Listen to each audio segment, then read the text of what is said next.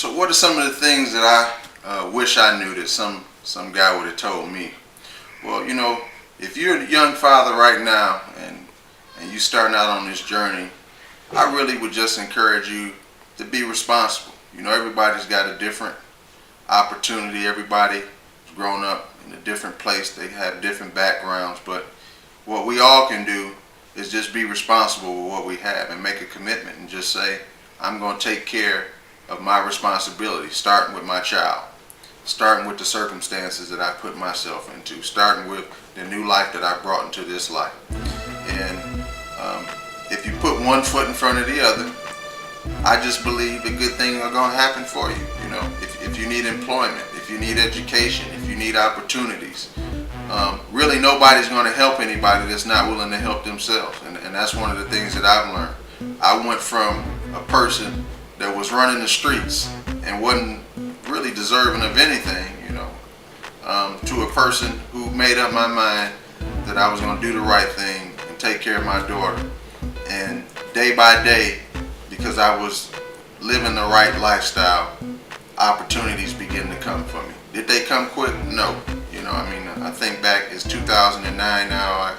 I had my daughter in 1995 and really didn't change my life until 1997. So it's been a journey. It's been a 12-year journey from 1997 until now where I'm at, and I'm still not where I want to be.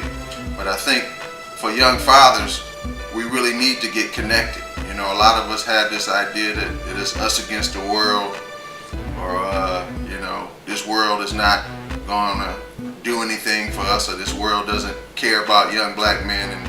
And really, I think I've had some experiences that will support that, but I've also had some experiences that are contrary to that. And so I think your life is what you make it. We gotta change our outlook and our perspective on life, because we're not just living for ourselves. We got children who we're trying to get involved in the system as well.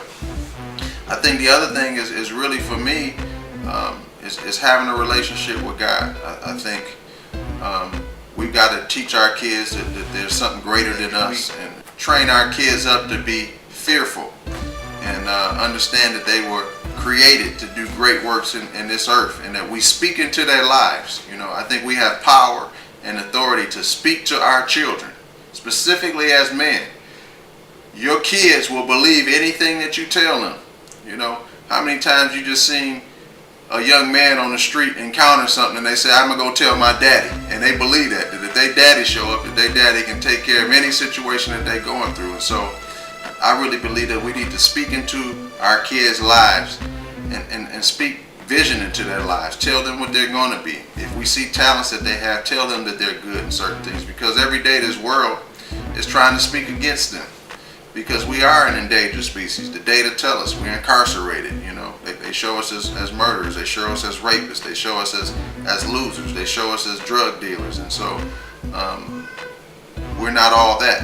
I think a lot of people fall into those situations, but we've got the power, and I think we've got opportunities to change what those data say, and we can become something better in the eyes of the mass media and in our communities.